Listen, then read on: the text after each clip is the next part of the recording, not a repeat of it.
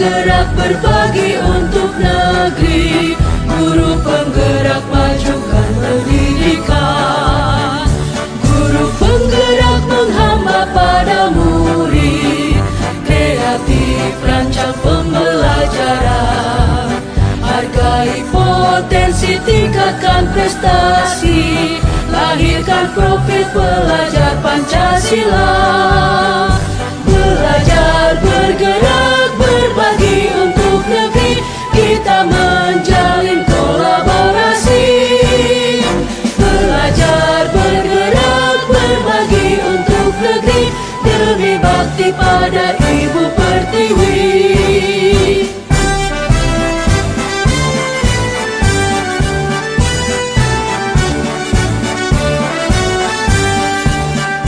Bulatkan tekad, kuatkan hati, negeri ini memanggilmu kawan. Belajar, bergerak, berbagi untuk negeri, guru penggerak majukan pendidikan, guru penggerak menghamba pada murid, kreatif rancang pembelajaran, hargai potensi, tingkatkan prestasi, lahirkan profil pelajar Pancasila. Belajar, bergerak, berbagi untuk negeri, kita menjalin kolaborasi. Belajar, bergerak, berbagi untuk negeri, demi bakti pada Ibu Pertiwi. Belajar, bergerak, berbagi untuk negeri, kita menjalin kolaborasi. Belajar, bergerak, berbagi untuk negeri, demi bakti pada Ibu Pertiwi. Demi bakti pada Ibu Pertiwi.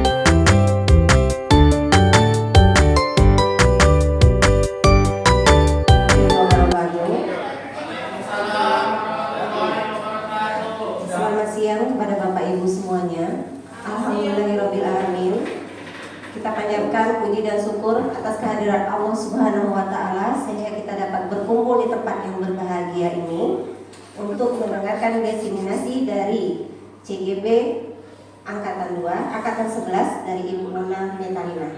Selawat berangkaikan salam kita haturkan kepada junjungan kita Nabi besar Muhammad SAW. Semoga kelak kita akan mendapatkan syafaat dari beliau.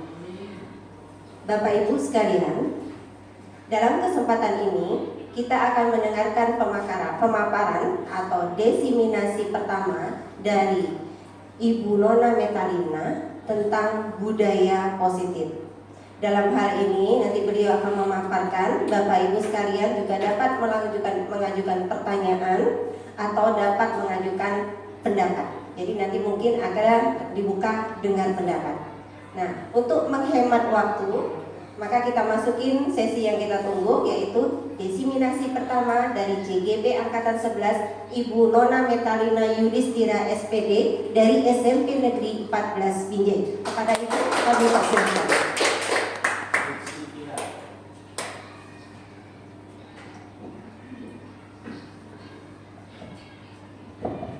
Bismillahirrahmanirrahim. Assalamualaikum warahmatullahi wabarakatuh.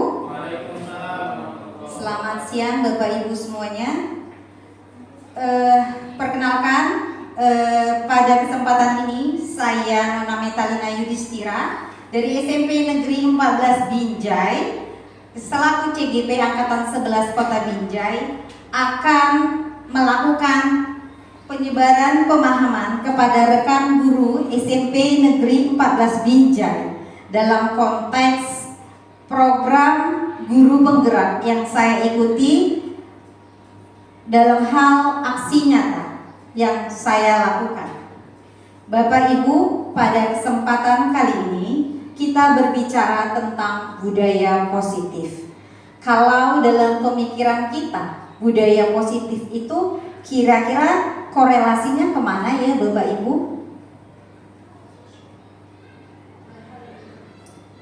Ya Ibu? Ya, biasanya kalau kita budaya positif ini sering kita berbicara tentang disiplin ataupun mungkin bisa jadi hukuman. Nah, ini adalah salah satu modul yang kami pelajari dalam pendidikan guru penggerak di modul 1.4 budaya positif. Bapak Ibu, semua sekolah mempunyai budaya ataupun pembiasaan di sekolahnya masing-masing. Yang budaya sekolah ini memiliki peran sangat penting di lingkungannya dalam membentuk lingkungan belajar yang kondusif bagi pertumbuhan dan perkembangan siswa. Nah, Bapak Ibu, budaya positif ini merujuk pada norma ataupun nilai-nilai dan tindakan yang kolektif mendorong kerjasama, penghargaan dan kesejahteraan. Dalam hal ini, budaya positif itu berkaitan dengan norma dan nilai-nilai. Maka konteks budaya positif ini yang akan kita pelajari adalah tentang nilai-nilai kebajikan. Jadi, kalau berbicara budaya positif, dalam modul ini kita berbicara tentang nilai-nilai kebajikan universal, di mana peran kita sebagai guru yang mempunyai nilai-nilai bagaimana membentuk karakter murid, menuntun siswa-siswi kita menjadi pembelajar yang berorientasi semuanya pada peserta didik. Nah, saya mencoba memanggil dua rekan saya, ibu-ibu saja ya, karena saya kalau bapak-bapak, Ibu Yuni dan Ibu Ririn dipersilahkan ke depan. Saya mau ambil sampel, dipersilahkan beri tepuk tangan dulu. Nah, ini adalah salah satu sampel yang akan kita pelajari. Coba dulu sebentar dari Ibu Ririn dan Ibu Yuni. Nah, Ibu Yuni berusaha mengepalkan tangannya. Kita buat di sini namanya ya usaha kita bagaimana sih ini Bu Yuni dalam mengepalkan tangannya. mencoba memegang erat karena seolah-olah di kepalan tangannya ini ada sesuatu yang berharga. Nah, Ibu Ririn sebagai orang yang kedua mempengaruhi Ibu Yuni agar kepalan tangan tersebut bisa dibuka. Dipersilakan apapun yang Ibu Ririn lakukan untuk membujuk, untuk mempengaruhi Ibu Yuni, dipersilakan. Bagaimanakah Ibu Yuni membuka atau tidak? Itu terserah dari Bu Ririn sebagai eksternalnya. Dipersilahkan. Ya, ini dilihat ya Bu, ini bagaimana performnya.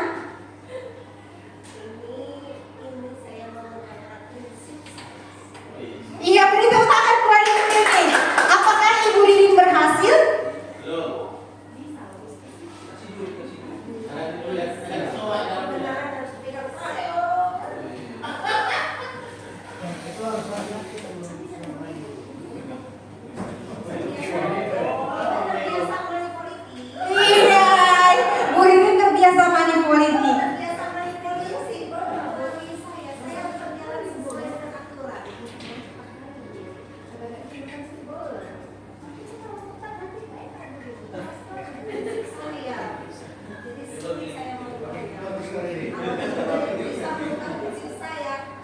Oke, beri tepuk tangan dulu buat Ibu Ririn dan Ibu Yuni. Coba sedikit dari rekan-rekan karena mereka sudah role play. Ada nggak sih kira-kira yang bisa mengambil pembelajaran dari kepalan tangan tersebut? Ada nggak kira-kira dari rekan-rekan semua? Pak Zainul? Boleh? Dipersilakan Pak. Iya, pembelajarannya apa? Dari yang saya lihat tadi, Ibu Ririn membujuk Ibu Yuni supaya membuka kepalanya. Sedangkan kita tahu di situ tadi bahasa Ibu Yuni bahwa kepala itu adalah prinsipnya. Jadi kalau kita memegang prinsip dengan erat, apapun halangan atau unsur apapun dari luar yang untuk mengubah hal itu, kalau kita memegangnya tidak akan berubah. Menurut saya seperti itu. Iya, beri tepuk tangan Bapak Zainul. Iya, tepat, benar sekali.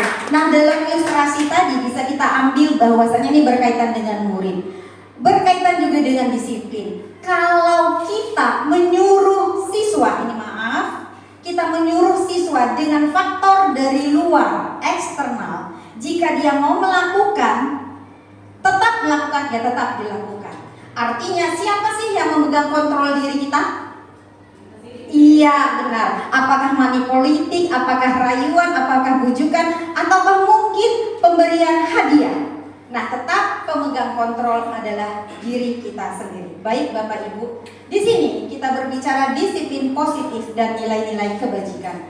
Dalam hal ini, perubahan paradigma sesuai dengan teori kontrol ini adalah miskonsepsi yang selalu ataupun yang sering kita dengar bahwasanya ini salah. Hal-hal yang kita lakukan terhadap siswa ini salah. Ini adalah miskonsepsi. Ilusi guru mengontrol murid. Bapak Ibu, bahwasanya kita sebagai guru tidak selamanya harus mengontrol murid. Karena apa? Bahwasanya yang mengontrol diri adalah itu faktor ataupun motivasi intrinsik. Nanti kenapa? Karena kita kaitkan dengan nilai-nilai. Berikutnya, ilusi bahwa semua penguatan positif itu efektif dan bermanfaat. Tidak semuanya penguatan positif. Kita ambil sampel. Nah, kalau kamu mengerjakan ini, maka kamu ini, maka ini. Nah, konteks maka itu adalah penguatan yang menurut kita efektif, tapi sebenarnya tidak. Karena apa? Jika kita tidak memberikan motivasi dengan penguatan tersebut, maka dia tidak melaksanakannya. Begitu juga dengan ilusi bahwa kritik dan membuat orang merasa bersalah dapat menguatkan karakter. Bapak Ibu, di sekolah kita pasti kita jumpai anak-anak yang bermasalah. Kita berbicara bahwasan, nak kamu salah, kamu harus seperti ini. Nah, dalam budaya positif inilah yang harus kita rubah. Bagaimana memunculkan motivasi dalam dirinya dengan keyakinan nilai-nilai yang dimiliki, bukan dari kita sebagai guru. Begitu juga dengan ilusi bahwa orang dewasa memiliki hak. Bapak Ibu, kita guru dan kita juga orang tua di rumah, jangan mengatakan bahwasannya anak mutlak adalah di bawah aturan kita. Itu sama sekali salah dan miskonsepsi. Setiap anak, setiap individu mempunyai hak masing-masing. Berikut, keterkaitan budaya positif dengan makna disiplin. Disiplin itu sesuatu yang dilakukan seseorang pada orang lain untuk mendapatkan kepatuhan. Nah, sebenarnya disiplin positif ini fokusnya adalah disiplin diri yang berguna untuk menggali potensi dirinya menuju kepada tujuan yang mulia, sesuatu yang dihargai dan bermakna. Semua kata konteks disiplin ini bermuara pada diri sendiri. Seperti diungkapkan bahwasannya disiplin positif mengacu pada nilai-nilai kebajikan universal dan motivasi intrinsik yang ada dalam dirinya. Bapak Ibu, berbicara dengan nilai-nilai kebajikan, kita sebagai guru pasti mengetahui nilai-nilai sesuai dengan profil pelajar Pancasila. Nah, Ki Hajar Dewantara dan Diana Gosen mengungkapkan bahwa disiplin adalah belajar untuk mengontrol diri. Bapak Ibu, ini semua juga jadi pembelajaran buat kita. Bagaimana sih kita mampu mengontrol diri kita agar menjadi individu ataupun guru-guru yang memiliki nilai sesuai dengan nilai-nilai dari profil pelajar Pancasila yang bisa dilihat bahwasannya beriman dan bertakwa kepada Tuhan Yang Maha Esa dan berakhlak mulia, mandiri, bernalar kritis, berkebinekaan global, bergotong royong dan kreatif. Bapak Ibu, apakah jika tidak termasuk dalam profil pelajar Pancasila tidak bernilai? Bagaimana Bu Yuni? Bernilai pastinya. Ini hanya salah satu sampel saja. Nilai-nilai kebajikan universal itu sangat banyak. Tanggung jawab, kemudian empati, kemudian bekerja sama, dan lain sebagainya. Itu adalah nilai-nilai kebajikan. Seperti yang diungkapkan dalam Standar Pendidikan Nasional, bahwasanya tujuan mulia dari penerapan disiplin positif agar terbentuknya murid-murid yang berkarakter disiplin, santun, jujur, bertanggung jawab, dan merupakan pembelajar sepanjang hayat sesuai dengan standar kompetensi lulusan yang diharapkan. Nah, Bapak Ibu, siswa-siswi kita dituntut untuk belajar sepanjang hayat, begitu juga dengan kita sebagai gurunya agar terbentuk disiplin positif dalam dirinya. Bapak Ibu sekalian, kita sebagai manusia biasa ini juga sangat mempengaruhi dalam diri kita. Bagaimana kita melakukan sesuatu, ada motivasi yang terbentuk dalam diri kita.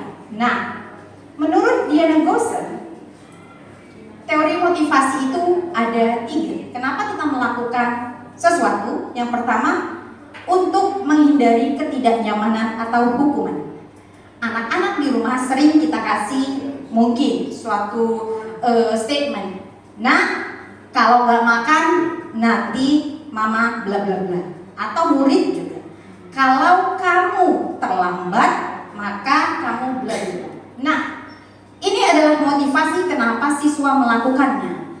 Jadi motivasi pertama ini tetap berasal dari luar, bukan dari dirinya. Yang kedua, bahwasanya motivasi itu adalah untuk mendapatkan imbalan atau hadiah. Seperti tadi kepalan tangan antara Bu Ririn dan Bu Yuni. Mau tidak Bu Yuni melakukannya jika ada imbalan atau hadiah. Nah, Bapak, Ibu, kita masuk pada motivasi yang ketiga. Ini yang terpenting bagi kita agar setiap kita mempunyai motivasi yang ketiga sebagai motivasi dari dalam diri, yaitu untuk menjadi orang yang kita inginkan dan menghargai diri sendiri dengan nilai yang dipercayai. Kita mau melakukan sesuatu atau tidak, itu tergantung dari kemauan diri pribadi. Berikutnya Bapak Ibu, di sekolah kita sering miskonsepsi antara hukuman ini dan penghargaan. Kemudian apa sih beda hukuman, konsekuensi, dan restitusi? Pernah dengar Bapak Ibu? Nah, dalam disiplin positif, program yang dilakukan jika kita punya masalah terhadap siswa atau siswa punya masalah yaitu restitusi. Ini adalah program disiplin positif, yaitu proses menciptakan kondisi bagi murid untuk memperbaiki kesalahan. Bapak Ibu sering kita jumpai bahwasanya memperbaiki kesalahannya itu dari kita eksternal sebagai guru. Ini sangat salah. Artinya siswa itu biar menciptakan perbaikan dengan adanya sedikit-sedikit penguatan dari kita, bukan kita yang menciptakan perubahan. Nah, sehingga siswa kita bisa kembali ke kelompoknya.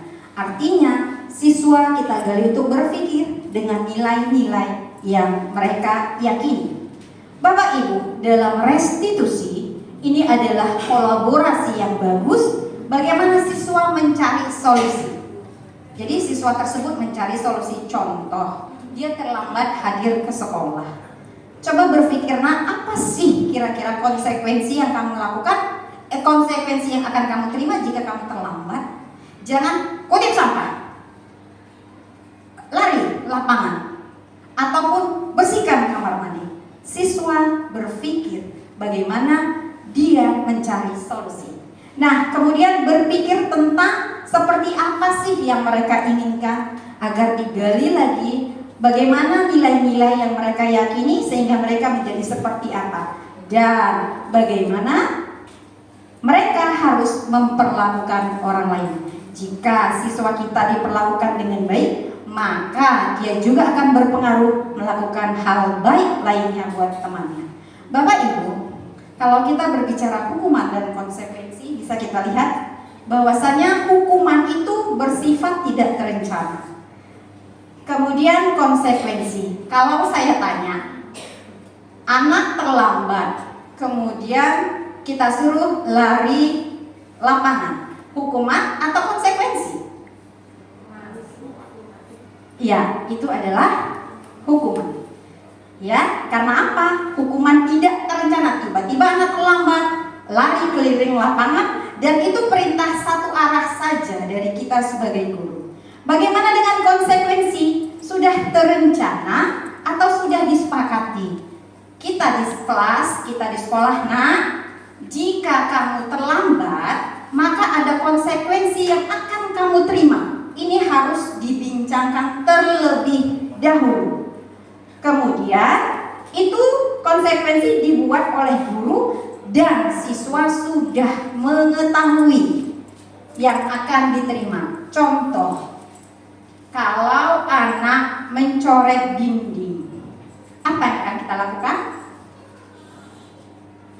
Atau anak menumpahkan, itu sering ya, minuman di kelas. Kemudian apa yang akan kita lakukan? Iya, tepat Ibu Yuni. Korelasi dari hal yang tidak baik dilakukannya membersihkan, tapi bukan dengan kekerasan. Baik. Nah, Bapak Ibu, kita sering memberikan penghargaan, tapi sejatinya itu merupakan hukuman. Nah, penghargaan yang bagaimana yang efektif?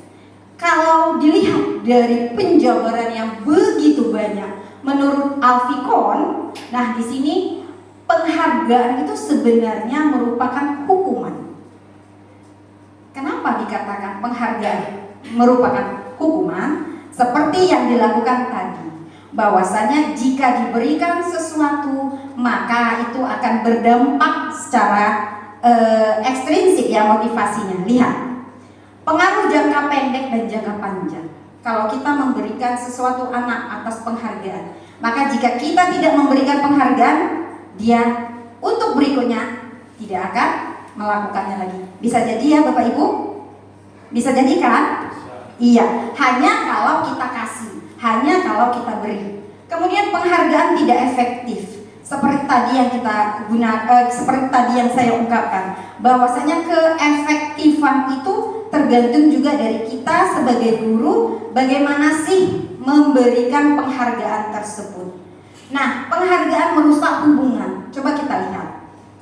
Jika kita di kelas, kita memberikan apresiasi atau penghargaan kepada teman salah satu dari kelompoknya saja atau dari kelasnya saja.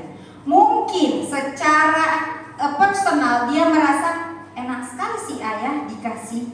Nah, itu bisa merusak hubungannya. Ada konteks iri di dalamnya.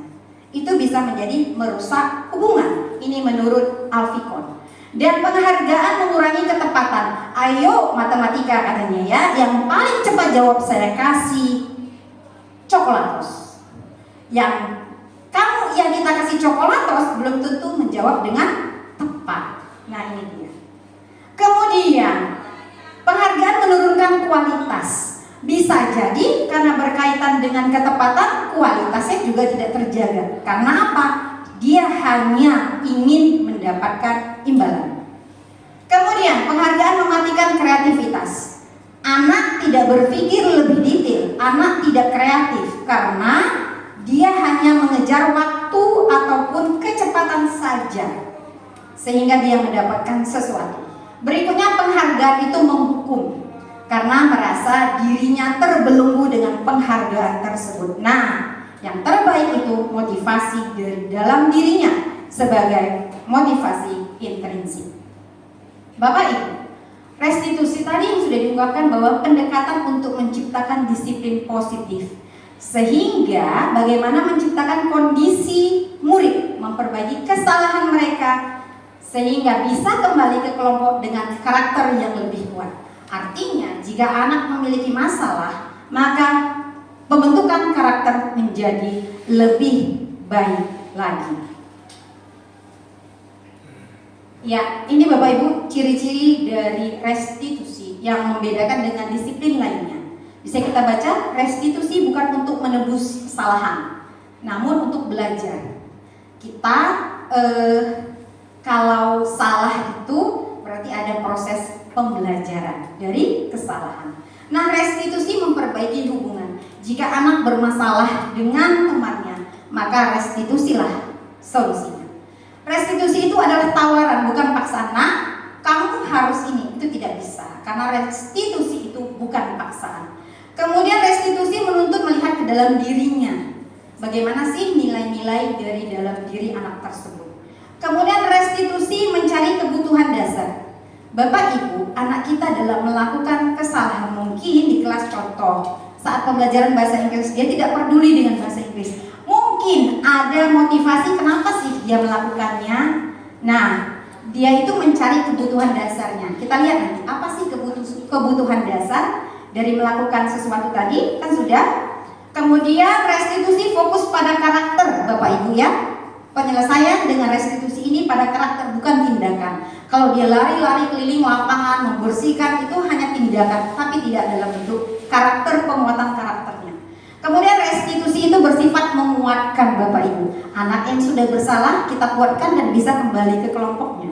Kemudian restitusi fokus pada solusi. Solusi bagaimana menyelesaikan masalah. Dan restitusi mengembalikan murid yang berbuat salah pada kelompoknya. Nah, ini Bapak Ibu, dalam disiplin positif kita berbicara juga tentang keyakinan kelas.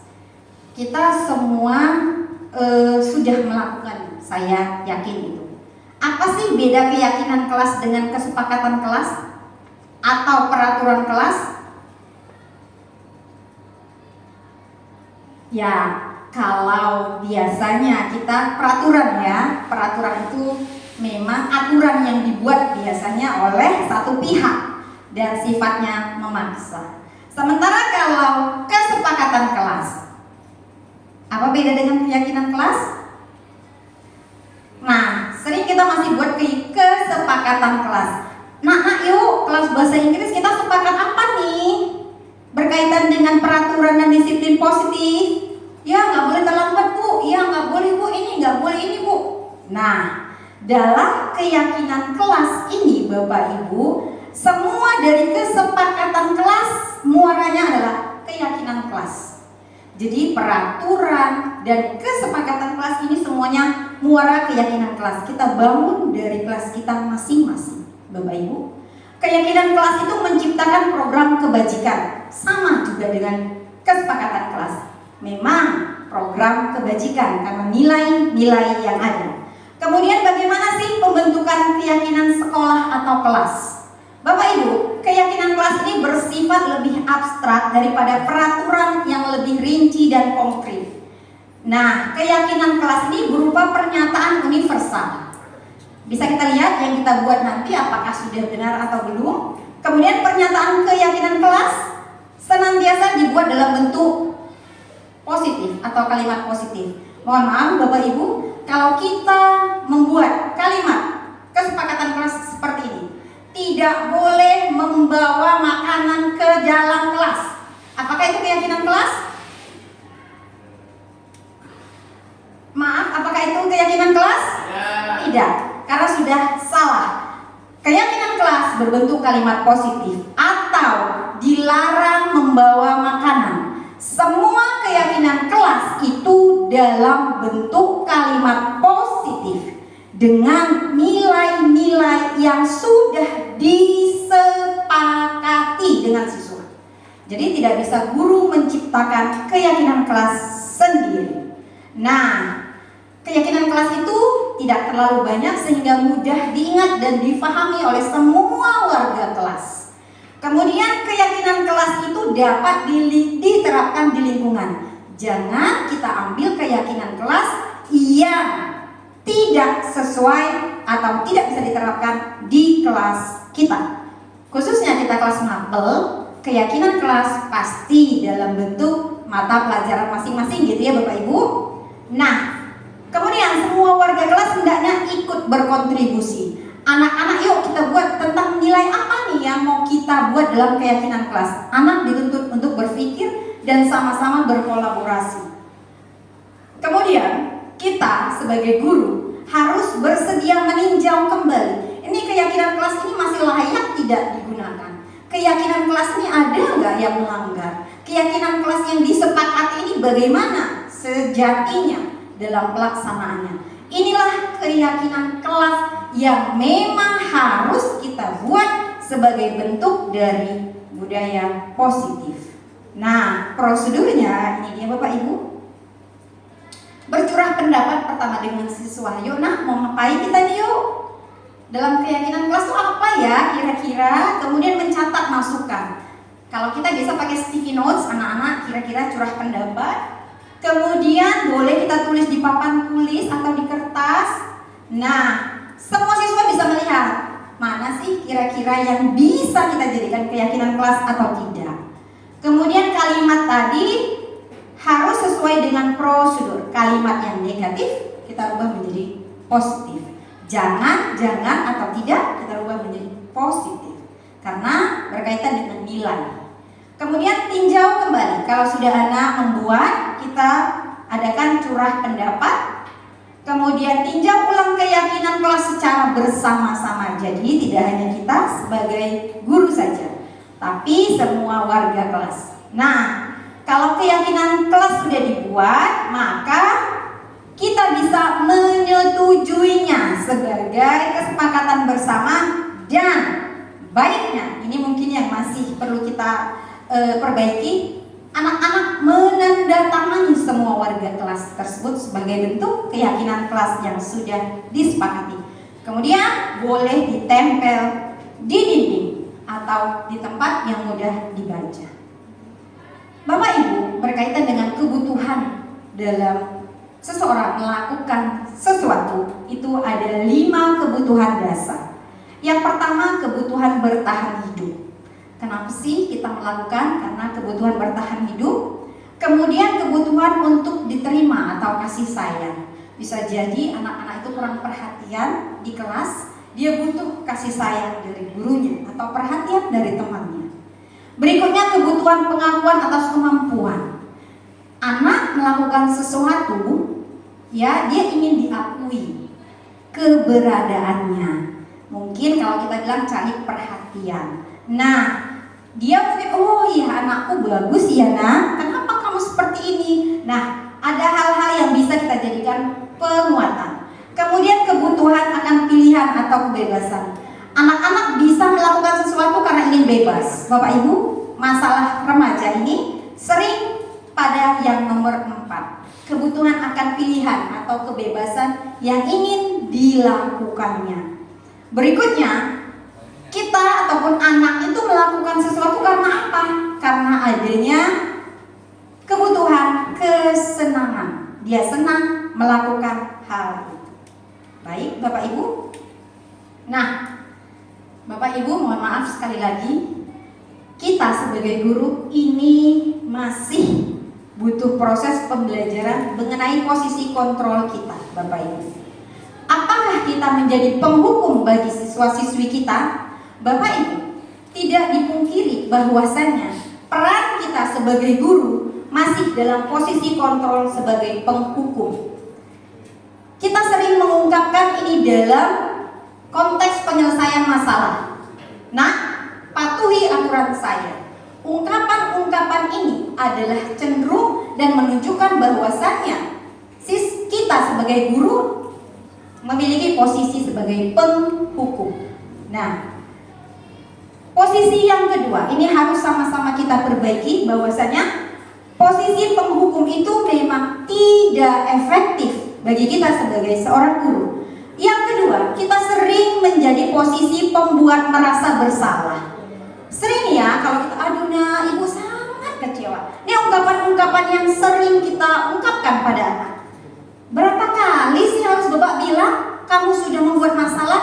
Nah, ini juga bukan posisi kontrol seorang guru yang baik. Sebagai teman, boleh kita sebagai teman, tapi itu tidak efektif. Artinya apa nak? Terlalu diberi kelonggaran. Ayo bantulah. Ayo nak, ayo. Kita selalu memang menggaung-gaungkan anak didik kita, sehingga posisinya menjadi teman. Itu juga tidak efektif. Bapak Ibu sekalian, nah ini sering kita lakukan sebagai pemantau. Maaf, kita sering melakukan posisi kontrol nomor 1, penghukum dan pemantau. Kau pakai kaos kaki putih atau hitam? Hitam Pak. Kamu peraturannya apa? Nah, ini posisi kita sebagai pemantau Bapak Ibu. Sekali lagi, yang paling ditekankan perubahan paradigma kita, posisi diri kita adalah sebagai manajer. Apa itu manajer? Bagaimana kita bisa meyakinkan siswa-siswi kita dengan nilai-nilai. Maka banyak hal atau ungkapan yang bisa kita lakukan. Nah, apa yang kita yakini sehingga kamu melakukan pelanggaran, sehingga kamu tidak menaati peraturan? Ungkapan-ungkapan inilah yang dapat merubah posisi kontrol seorang guru. Apakah kamu meyakini hal itu benar? Jadi yang saya tarik kesimpulan dari modul ini, ungkapan yang kita gunakan sebagai guru terhadap siswa ini mempengaruhi posisi kontrol kita. Nah, Bapak Ibu, yang paling penting dalam restitusi kita melakukan 3 hal ataupun segitiga restitusi yang harus kita lakukan. Bapak Ibu, ini dia. Nah, dalam segitiga restitusi yang pertama menstabilkan identitas. Apa tujuannya? Untuk mengubah identitas anak dari yang gagal melakukan kesalahan menjadi yang sukses. Itu namanya menstabilkan identitas. Ungkapannya bisa apa?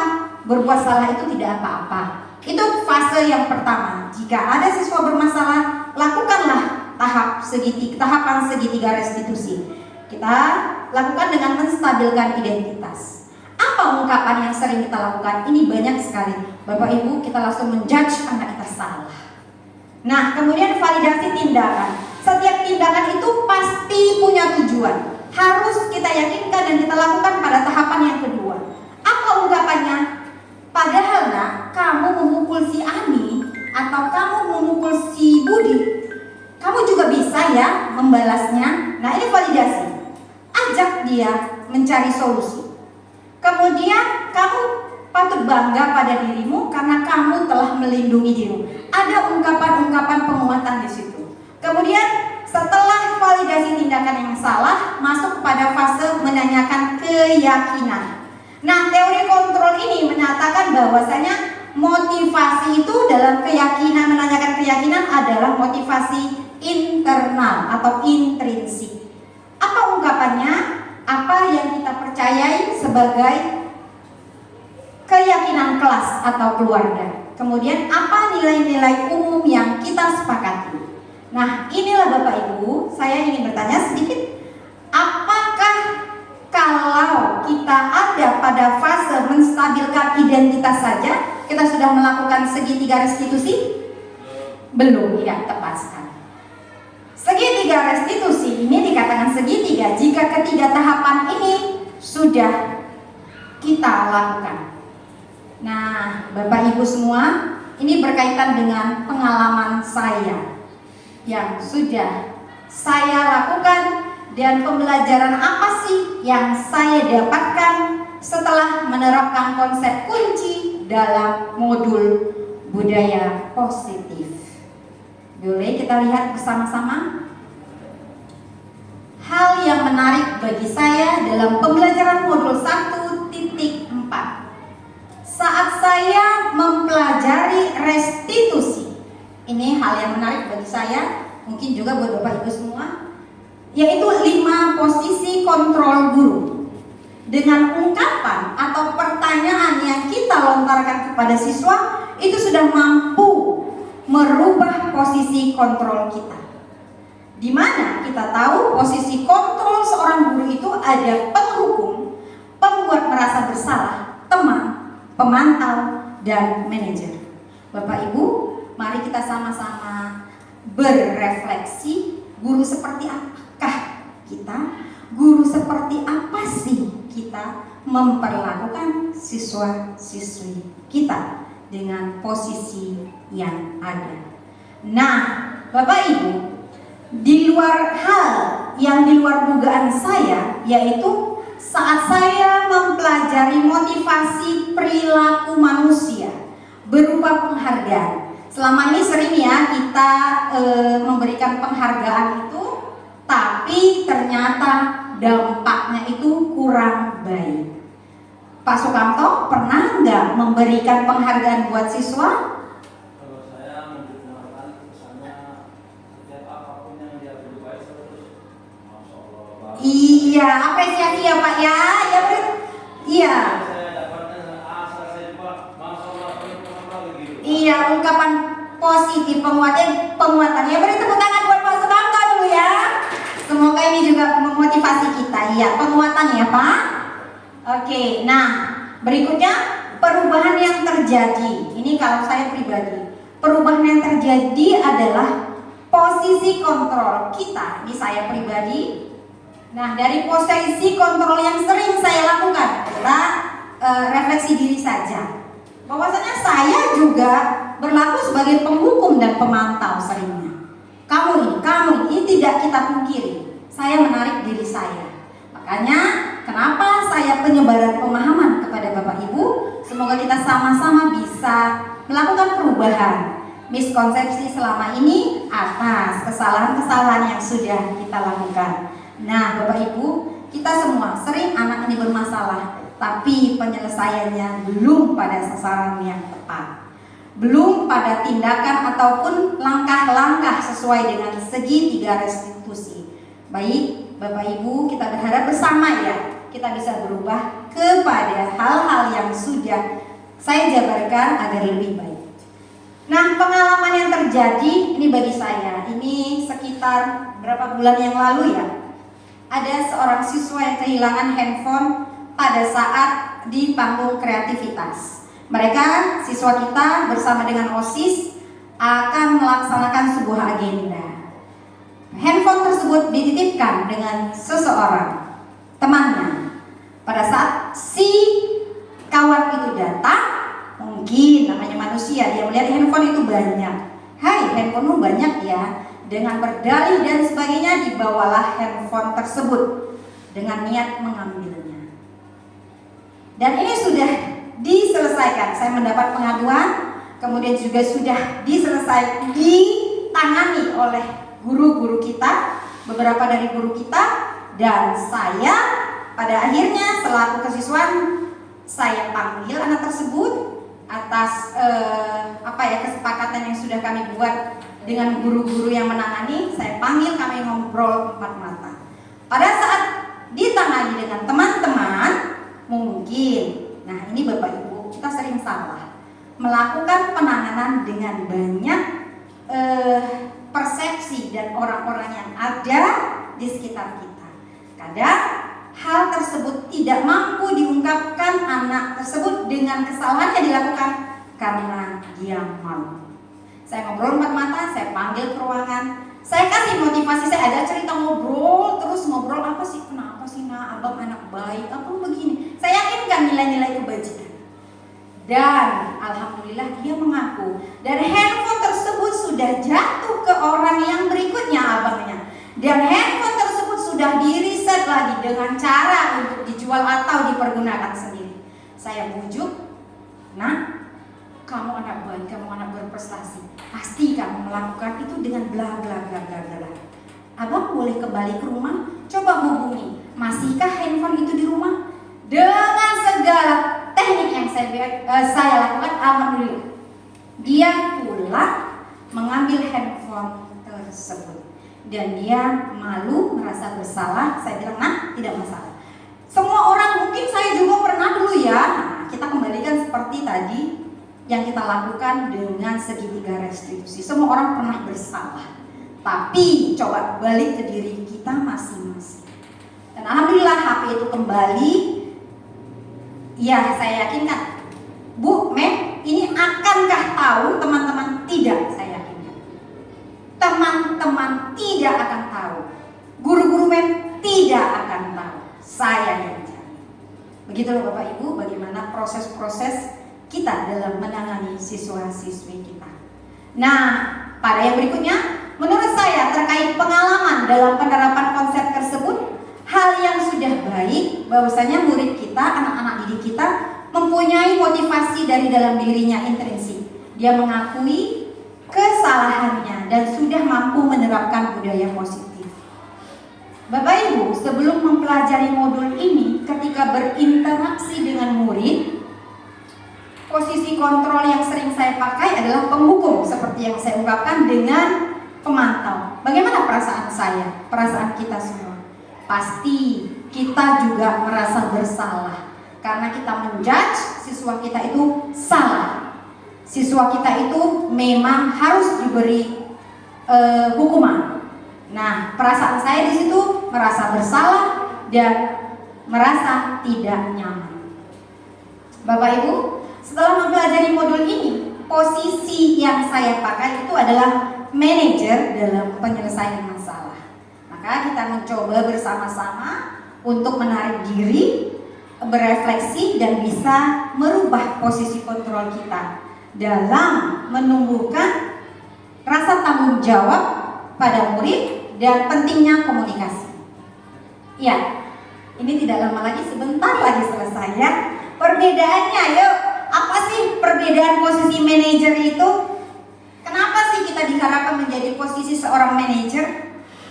Nah, ini dia. Posisi manajer itu adalah kolaborasi dari guru dan murid. Nah, kita adakan komunikasi yang baik, jadi tercipta kolaborasi yang baik. Untuk menumbuhkan apa? Tanggung jawab. Kita tidak bisa menjudge, kita tidak bisa mengungkapkan dengan sesuai yang kita pikirkan. Jadi kita pasti berharap perubahan posisi kontrol ini ada pada diri kita. Nah, Bapak Ibu, selain dalam konsep modul 1.4 budaya positif yang sudah saya jabarkan, yang paling penting itu adalah kolaborasi dari kita semua. Kolaborasi dari kita rekan guru, orang tua pasti sangat penting karena pendidikan di rumah itu adalah yang utama. Semua muara bagaimana karakter baik buruknya seorang anak bermula dari rumahnya. Maka kolaborasi itu harus kita bina. kita ajak sih orang tua ataupun wali berkomunikasi, ibu, bapak, bagaimana nih ya anak kok bisa manjat pagar? Itu ada kejadian waktu lomba kemarin. Kita harus terus berkomunikasi, kita harus terus berkolaborasi. Juga bukan tidak hanya di guru BK, kita semua Bapak Ibu selaku guru, wali kelas, dan kita juga merasa diri kita sebagai orang tua. Nah, ini dia keyakinan kelas yang saya buat sebagai berbagi pengalaman, bahwasannya peserta didik itu membuat keyakinan kelas bersama melalui hal-hal yang sudah saya ungkapkan, berdiskusi, mengubah peraturan menjadi kalimat yang lebih positif, kemudian menyaring peraturan-peraturan tadi menjadi nilai-nilai. Yang terpenting dalam budaya positif itu adalah nilai-nilai. Nah, kemudian berdiskusi mengenai gambaran perilaku dan berdiskusi mengenai peran. Jadi semua warga kelas, warga sekolah itu memiliki peran masing-masing. Dan yang pasti menyepakati bersama dan meninjau ulang. Apakah ada hal dari Bapak Ibu yang ingin ditanyakan atau ingin diungkapkan? Ya, Pak Zainul. Mengenai keyakinan lagu. Ya. Ibu sampaikan tadi bahasa atau kalimatnya yang digunakan kan kalimat positif. Iya. Selama ini kan kami buat kesepakatan itu kan. Iya, benar. Bahasanya negatif. Iya. Saya contoh yang positif itu seperti apa? Iya, contoh ya. Jangan membuang sampah atau jangan membuang sampah sembarangan gitu ya. Kita ganti dengan kalimat positif, buanglah sampah pada tempatnya. Redaksinya saja sih dengan esensi yang sama. Iya, terima kasih Bapak Zain. Kayaknya kalau lama-lama sudah terlalu ini ya. Jadi penting diingat bahwasanya kita semua bagaimana menerapkan budaya positif di sekolah kita melalui disiplin-disiplin positif, sehingga terjadi pembiasaan sesuai dengan nilai-nilai kebajikan yang kita yakini bersama. Kemudian Bapak Ibu, ada korelasi dari modul 1.1 filosofi Ki Hajar Dewantara, kemudian 1.2 nilai-nilai dan peran guru penggerak, kemudian dengan visi sekolah, berkaitan semua muaranya dengan budaya positif. Bagaimana sih kita sebagai guru menuntun kodrat anak, membimbing kodrat anak agar menjadi pribadi anak yang bisa bertujuan mulia, mencapai pendidikan yang diinginkan sesuai dengan filosofi Ki Hajar Dewantara. Kemudian keterkaitan kita sebagai seorang guru, Bapak Ibu, kuatkan nilai kita seorang guru. Kita bisa pembelajaran itu bagaimana sih seorang guru yang bernilai berpusat pada murid, bagaimana sih seorang guru itu tangguh mandiri, bagaimana sih seorang guru itu kolaboratif, tidak bisa berdiri sendiri, bagaimana sih seorang guru itu inovatif, dan yang terpenting bagaimana seorang guru itu reflektif. Maaf, kita tidak merasa diri kita hebat, kita harus refleksikan diri kita seperti apa. Dan semua itu agar visi sekolah kita, visi kita sebagai guru dapat terlaksana dengan baik sesuai dengan prakarsa perubahan yang kita ciptakan dalam membuat visi tersebut. Muaranya adalah bagaimana budaya positif terbentuk, tercipta di sekolah kita, sehingga pembelajaran siswa merasa aman, nyaman, dan bahagia. Bapak Ibu, itulah penyebaran pemahaman dari saya pada kesempatan ini. Terima kasih banyak Bapak Ibu atas kesempatannya. Thank you my friends. Saya tidak bisa berpanjang kalam. Mohon maaf saya jika ada kesalahan ataupun kekeliruan dalam penyebaran pemahaman ini. Proses ini saya lakukan demi juga memenuhi tugas dan tanggung jawab saya sebagai guru penggerak, dan pastinya saya ingin teman-teman saya sama-sama bergerak untuk ke hal yang lebih positif. Salam guru penggerak, tergerak, bergerak, menggerakkan. Assalamualaikum warahmatullahi wabarakatuh. Waalaikumsalam warahmatullahi wabarakatuh. Mana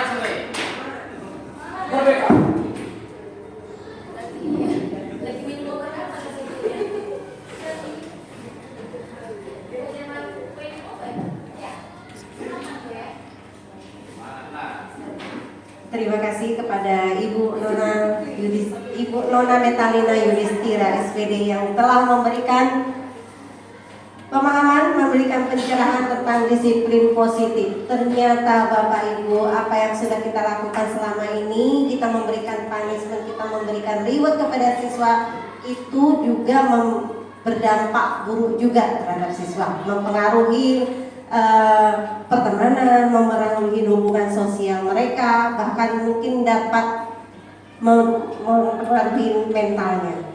Nah, sekarang kita sudah tahu bahwa dalam hal mengambil keputusan itu juga harus ada hal-hal yang harus dipertimbangkan, banyak hal yang harus dipertimbangkan. Baik Bapak Ibu, semoga apa yang sudah disampaikan kepada Ibu Nona dapat kita terapkan dalam kegiatan kita di kelas dan di sekolah kita.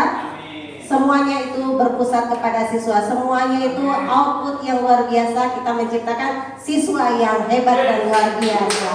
Terima kasih kepada Bapak Ibu semuanya yang telah mengikuti acara ini. Assalamualaikum warahmatullahi wabarakatuh.